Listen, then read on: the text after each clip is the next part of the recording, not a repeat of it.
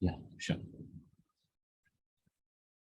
Okay, so I just give you the outline about the user-defined function. Okay, so basically why you need a function is there is a lot of system functions will be there. You guys know like a sum or a max or min, lot of system functions which has been available. But there is a lot of places where you have to create this function and you can call this function whenever it is needed in your query, right? So it's a kind of line of a code. Rather than you type all the line of a codes, you can call this functions on your particular query. So it will do that particular process and it give you the output. So basically there is a two types of functions is there majorly. One is a scalar valued and another one is a table value, right? So scalar value is nothing but when you create this function, when you execute, it will give you the output as a value only. Similarly, if you create the table valued function, it will be give the output in the form of a table. So the major difference of scalar and table is the scalar output will be the values, and in terms of a table UDF, the output will be the table, right? This is a major difference. I'm just simply giving you the outline about what is UDF. Now we will just went into a deep dive about the functions, okay? So basically, if you want to check whether in your database you having a functions or not, this is a script. So I think we will try to share all the scripts, whatever we covered in this webinar. This scripts will be get shared to everyone, right? Those who have joined. So when you run this particular script, you can find all the list of functions which has been created on your database. For example, if it's a scalar function, you can find in the description as a scalar function. If it's a table valued, then you can find it as a table value. So majorly, we can focus on the SQL scalar as well as the SQL table valued function. There's two classifications you guys can remember. Now, this particular webinar is going to more focus on optimizing the scalar user-defined function, because in scalar user-defined function, there's a lot of performance issues generally will be there, right? First, I will show you in which table we're going to do all this thing is. I just show the table. So this is a table which I have selected for all this demo, right? So this basically, this is a sales order header table. It all details about the invoice. I have used a database from the Adventures work, which is a sample database. You guys know well about it, in which I have selected a table which is called sales order header, right? So this complete webinar, we're going to focus only on this table, right? So now I'm going to create one function and then we will use this function on our demo, right? So this is a function which I'm going to create, which is called order cycle. So it do very simple thing. For example, you can assume the order date, right? So in the order date, if I pass this function, it will say whether this particular order is belong to the first quarter or second or third or fourth. Based on the month, it will decide basically. For example, if the order is placed in the month of January, then it will comes in the first quarter. If someone has placed the order in the month of May, then it will go into an second quarter. Similarly, if someone has placed the order in the month of December, it will go into a fourth quarter, right? So it's a very basic function which I have created for this demo purpose. I'm going to use this particular function in our query on this table, right? Clear? So this function name which I am going to use is called order cycle, is a function name.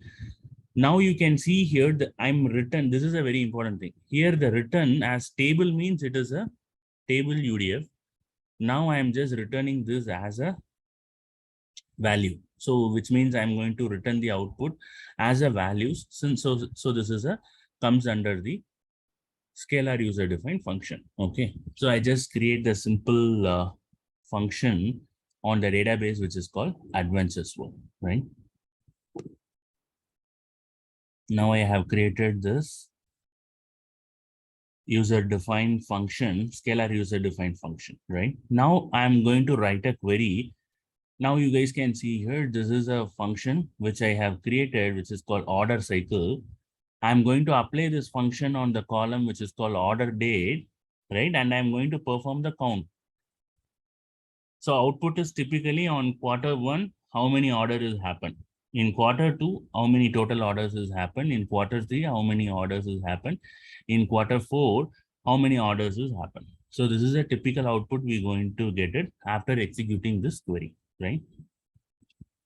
So now I'm just executing this query.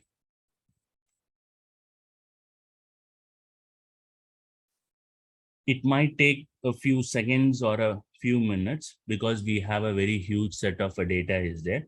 So meanwhile, what we can do it is we can have an Excel sheet. So in which we can maintain the timing, how much time it took for after optimization, each step, right? Accordingly, we can decide. So which is best, right? So first I can put this as description and duration. Now we haven't done any optimization. So I just put without optimization. So now we will see how much time which is taking to execute this query, because now so far we haven't done any of the optimization, and we will see the total execution time. It may take a little long because the concern is, I just tell you, this is a real challenge of using the scalar user-defined function. This fourth thing you guys has to remember.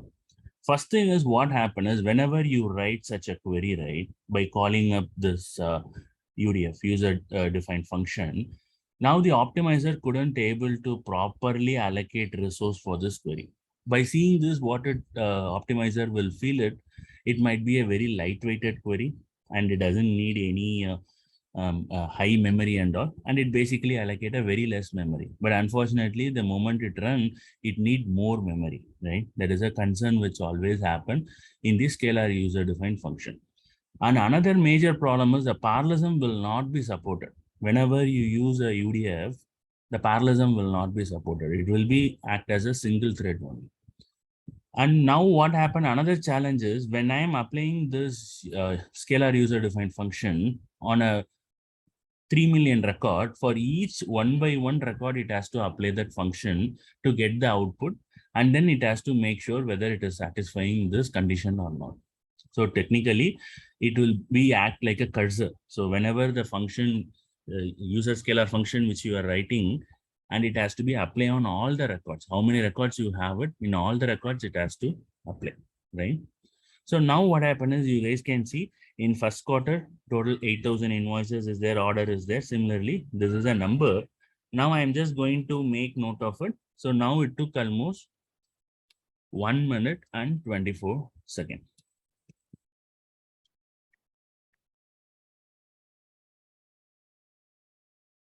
Right?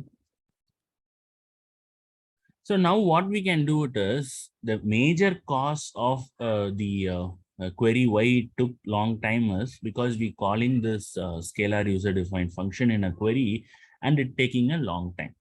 So what generally we can do it is, we can put that logic in the query itself, right? And then you can write a query simply. So for example, this is a case we are using here.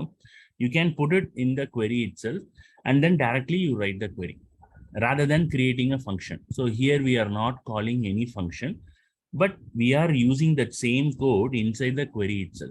So whenever I'm executing this query, I have to call along with the whatever functions which we have written, right? We have to put it inside the query itself, right? So now I will show you how much time it taking when you writing the same logic without a function. Because basically now I am not using any function. I am put that logic in the code itself, right? Now I am just executing and we can see how much time it is taking for this execution. So now here, what is a major challenges? So whenever if you want to change a logic, right, you have to go to each of the procedures and you have to change it everywhere. That is a real challenge here. If it's a function, you can change it in one place, and whenever you are calling, it will be have the updated code will be there. But here it is not the case. So here we have to manually go and change everywhere, right? That is a major challenge of putting up the logic inside the query itself. But now the interesting thing is you can see here the same output we are getting within a 40 seconds itself. Because the reason behind is I am not using any of the scalar user defined function. Directly we are giving that logic into the query itself. Even if you in your organization, if there is any issue in any of the procedure where it is calling a lot of functions, directly you can put that functions in the beginning, the logic code in the beginning, and then call it directly. Then the duration will be drastically reduced. But the problem is only major concern of using this kind of coding style is if there is any changes is needed. For example, in organization, they are changing only as a 2 cycle, half-yearly, right? Then what happened? Everywhere this logic, they have to go and change. Rather than quarter, they have to go and change half-yearly, first off and second off. And it might be a lot of chances we can miss that code in some of the procedure. So that is the reason always using up the function is good. But anyhow, we can just make note of the duration. Like I'm just put this as without function. So it took 40 seconds, right? So now what we can do it is to improve the next level of optimization whenever you in your organization, if you have a lot of a scalar UDF is there. So what you have to do it is just run this query and then check the properties of the scalar defined function, right? And here you can see is deterministic, right? By default, it should be 0. So I hope you guys might not know or not. I'm not sure what is deterministic is. So basically, this is nothing but it's a kind of a logic if your function is following the condition like true or false. If your function is designed in such a way, then you can make this deterministic as true. Then what happened? There might be a lot of improvement in your performance of your same function, right? I will show you how to modify your existing function in order to make this query as a deterministic. So now it is 0, right? What we have to do it is we have to add a simple line which is called schema binding.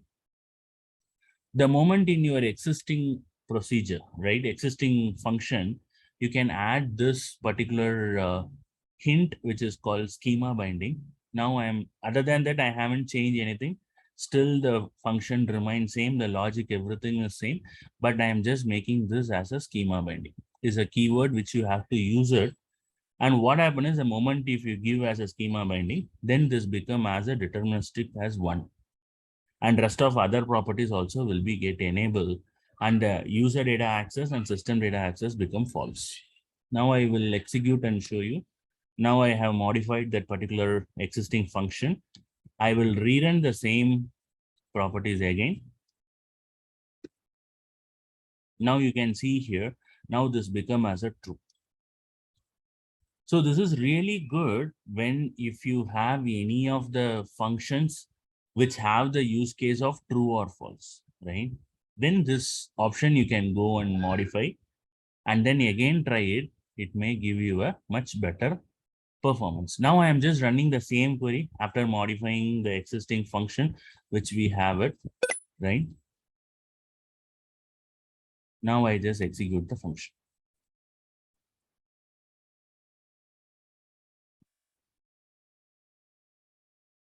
So here, now what we say, what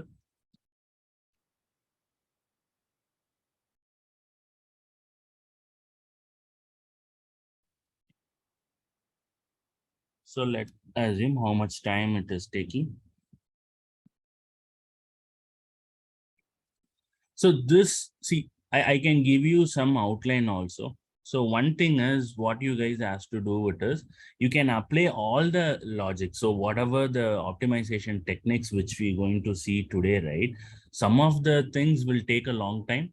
And some of the techniques will give you a very short time of output. So it's not that it's always this is the best.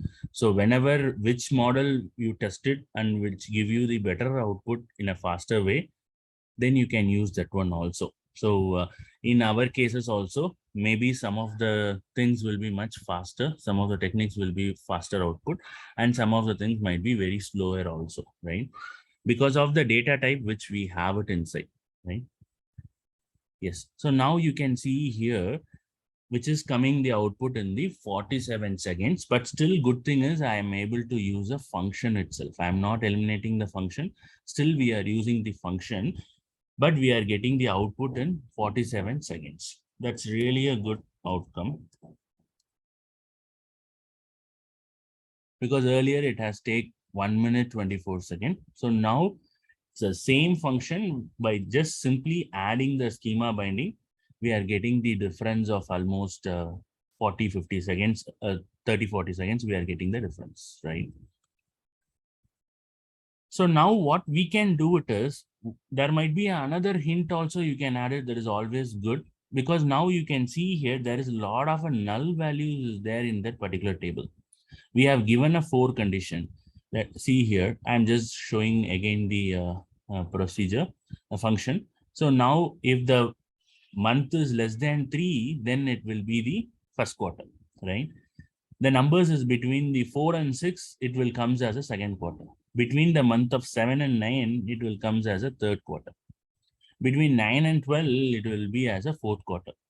But now you can see here, there is no cases for the null value. But in our table, there is a lot of records which does not have any date timestamp, which is a null value. The data is not there. So similarly, what happened? We have around 1 lakh record, which there is a no value at all, right? So in this case, what you can do it is, but some case what happened, your function which you are going to use, that table might not have any null value, but in most of the cases, there might be a huge null value will be there. If it's there, then what we can do it is, along with this schema binding, right? You have to add another hint, which is called return null on null input. Then what happened, whenever if the optimizer finding the value null, immediately it will keep it as a null rather than applying the function. Now what happened is almost 1 lakh time we're going to save the time by applying this function again and again. Because now we are adding up a simple hint which is called return null on null input. So this optimizer will little reduce the workload. It don't need to spend much resource or energy on the null records to validate whether this data is a first quarter, second quarter, or third or fourth. So this is also one of the very good hint which is there. So whenever you guys are writing up the functions, or already if any existing functions which has been written, and if they are using the functions in many of the places where the table have huge null record is there, then just simply get an approval to get modification of adding the return null, because this does not have any negative impact. But schema binding is having a negative impact will be there in some cases if this function is not deterministic. Determinant is nothing but, for example, if you give a value, that value is always be the same value. It should not change. But if the table have the date time stamp, right? In that case, if you are making this as a schema binding, then it will have a lot of negative impact. So you have to be very careful. If that particular table have any of the date time comparison is there, then in that case, you have to be caution in using this particular hint. But this is very safer. You can use it. So now what I'm going to do, I'm just going to alter this function by adding up the return null on null input also. And rest of the codes will still remain same. There is no change in it. I'm just going to execute. Now I am again going to run the same query with that function which I used it earlier. Now we will check the timing. So now what we done it is, we have just added this particular hint, right? Now we will have that particular also saying that with null on null input. So what happened is, might be in this use case, it might take very long time, but might be in your environment, you have a very huge null record is there, then in that case, this might be a very huge benefit you will get it. But now we can see how much time it took in this particular case.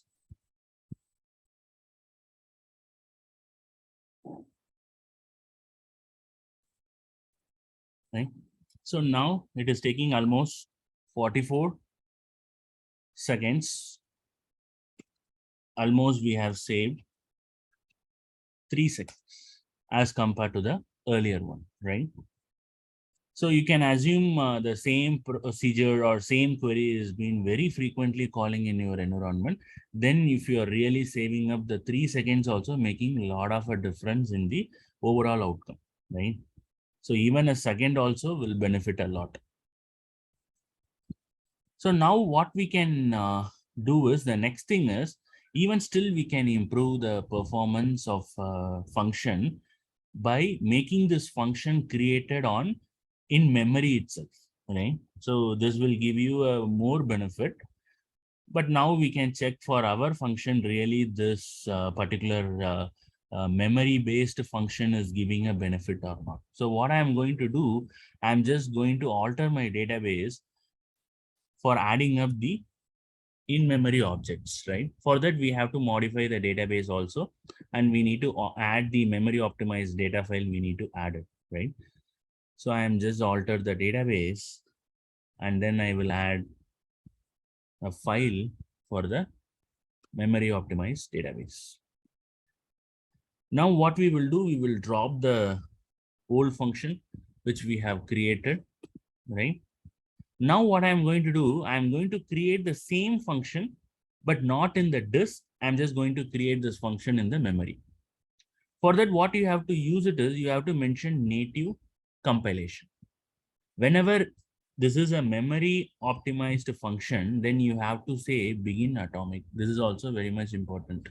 Otherwise, you guys will get an error. And you have to follow this isolation setting also, and then language also has to given. And rest all code will remain same. There no need to be change anything on code level, but most of it again based on what type of a scalar defined function which you guys are using. Some of the functions might not be supported, that you can able to check whether this is compatible to the in-memory object or not before you are migrating to the memory, right? But in my case, it is a very simple function. It will surely support in-memory object level, right? So for this, the hint we have to add, which is a native compilation. Now I am going to recreate the function. The difference is not in the local, but I'm just going to create in the memory.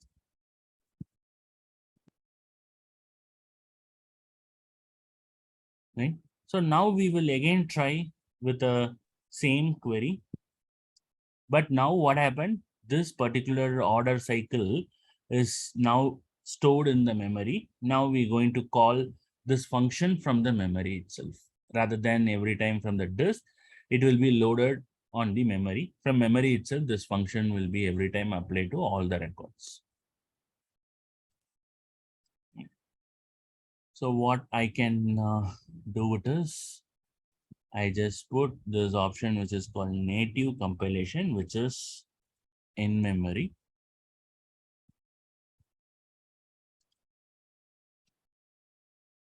So we can see how much time which is taking if the query is executing from the memory.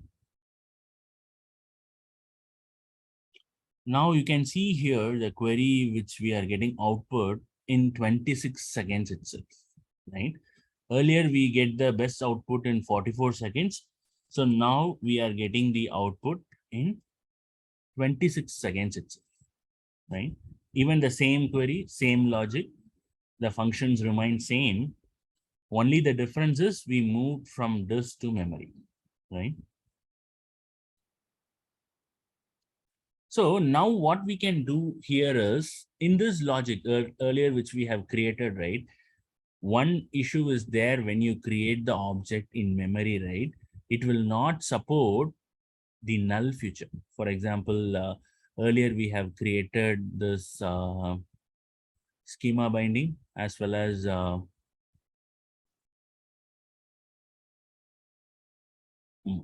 this particular feature is not supported in the in-memory object. That is a major challenge here. This is not there. So whenever you create the particular functions in the memory, you can't able to give this option. I will show you. It won't support. That is a major challenge. I just copy and then I'm adding this one also, right? And then I am doing alter. Now I am just rerun this function. Now you will get an error say that the return null on null input is not supported in natively compiled module. So you have to remember the natively compiled module is nothing but it's a memory, in memory object it is. Right? So now what happen if you want this feature, like rather than go and validate in all the record, even in the null record also to make sure it is a first quarter or second quarter, what we can do it is we have to rewrite the code in such a way. So now you can see here, we are just adding a very simple case here. If order date is null, then it is null. Else it will go into our functions. It will apply the functions and it will bring the output. So this case, we have to add it manually because this is still not supported. Maybe in the upcoming futures it might have, but up to 2019, this is not supported. So if you want this also need to add, if your data set have more number of null record, then we have to customize a code in such a way that we have to add the case. The very first case itself, we have to validate whether the data is null, then mark it as a null. Else it will go into a loop and make sure whether it is a first quarter, second, third, or fourth. Right? Now we will validate with this particular changes also and see how much time which is taking up.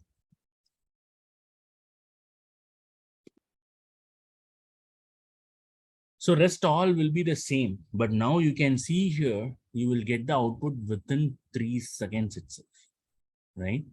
So now what I can do it is, I just make this as natively compiled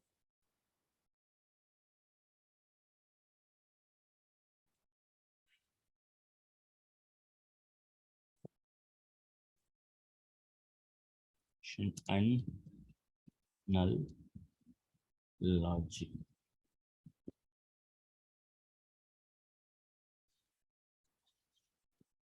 So here I am getting the output, which is in 3 seconds, right?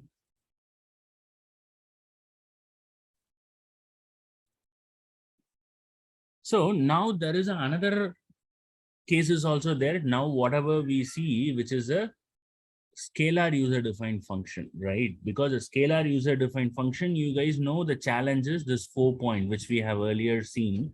Like the first thing is planning the resource allocation by query optimizer is difficult. And for each query or for each record, this function has to be applied. And then the parallelism also will not support. And then even to understand the query execution plan, right? The cost of the function will say it is very less 0 or 1%, but really the effort will be very high in that particular area. So by that also, it is very difficult for you guys to optimize further. So a lot of challenges is there. So sometime what you can do it is you can just migrate all the scalar user defined function into inline user defined function. So inline user defined function is nothing but it is a tabular form, right? It's have a table. So that might give a much better performance in some use cases. In some cases, it might be a performance wise, it will be give you a negative impact also, right?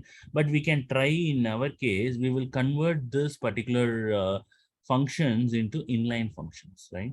So for that, I will just show you what we have done it to make the conversions, right?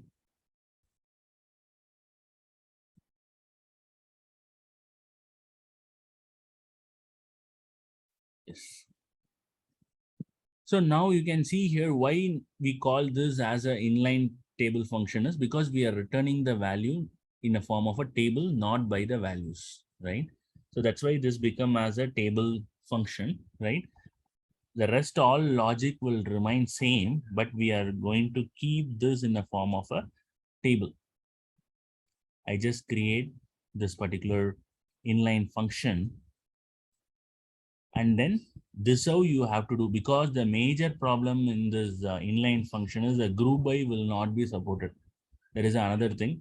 So you have to do the join directly. You can't able to call it. So I'm just use this function, and we will just check how much time it is taking. If in case we convert the scalar user defined function into the inline UDF.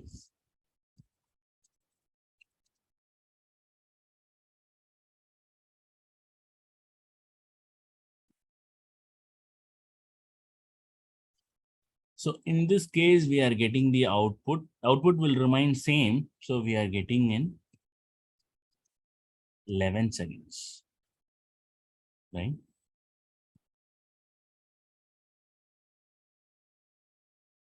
So now what we will do was, yeah, these are all the things. So these are all the ways you can able to improve the performance of your functions, scalar function, right? So here I just highlight which is much complex is this is a complex, because you have to, if you guys are a DBA, you guys has to understand the complete logic, and then you need to know how to rewrite in the form of the table UDF, right? So this might be the little complex part, right?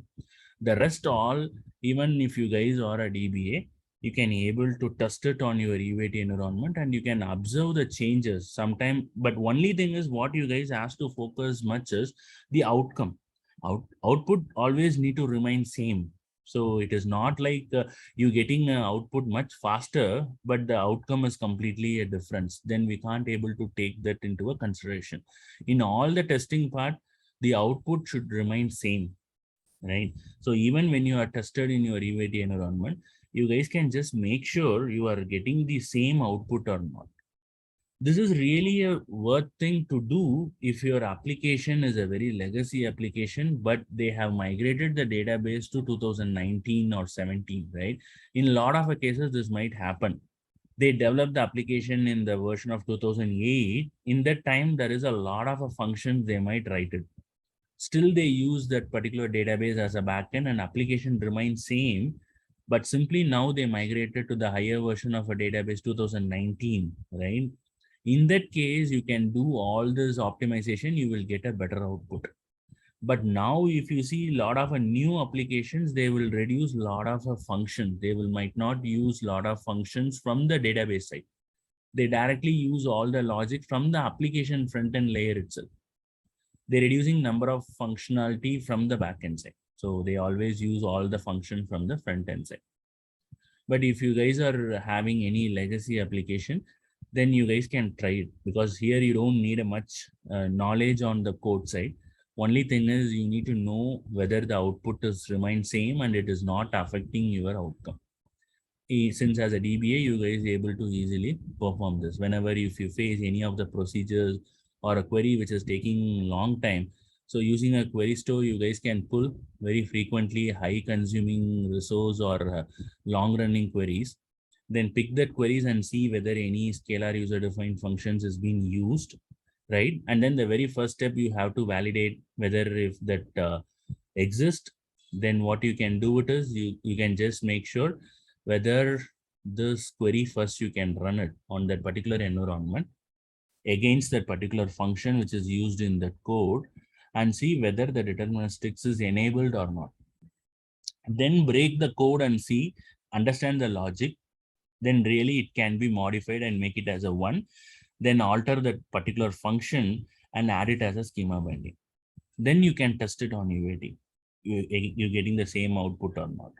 Then the next parameter you can add return null on null output. Only in the case if you feel there is a lot of null records is there in that particular table. Then this will also will give you a little benefit as compared to the previous one. Now in our scenario also, only with schema mining, which took 47 seconds, but by adding this, it will reduce a 3 seconds. So you can safely add that one also whenever you are doing the alter functions, right?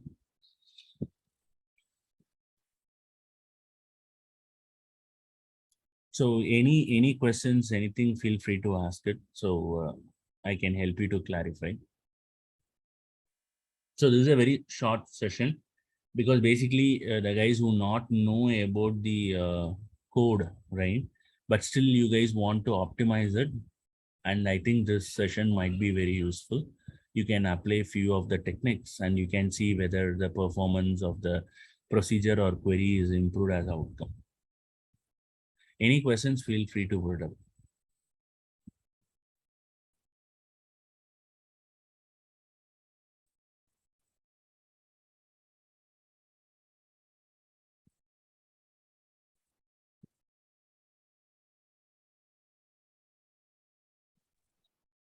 No, true. Oh, can carry on.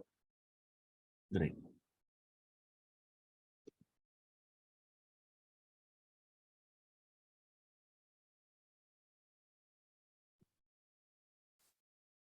So I think we have a next session which is related to the encryption. So that is also again on the SQL Server side.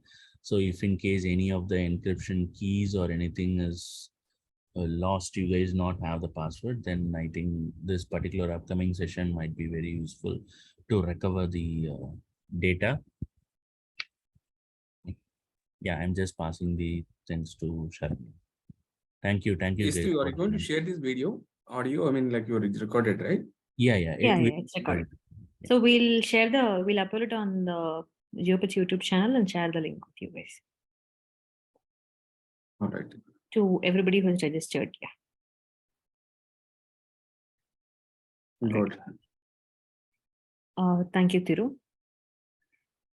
So I think I'll hand it over to Anur next.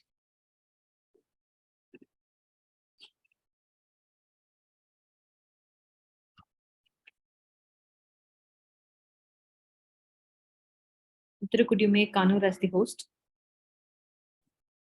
Sure.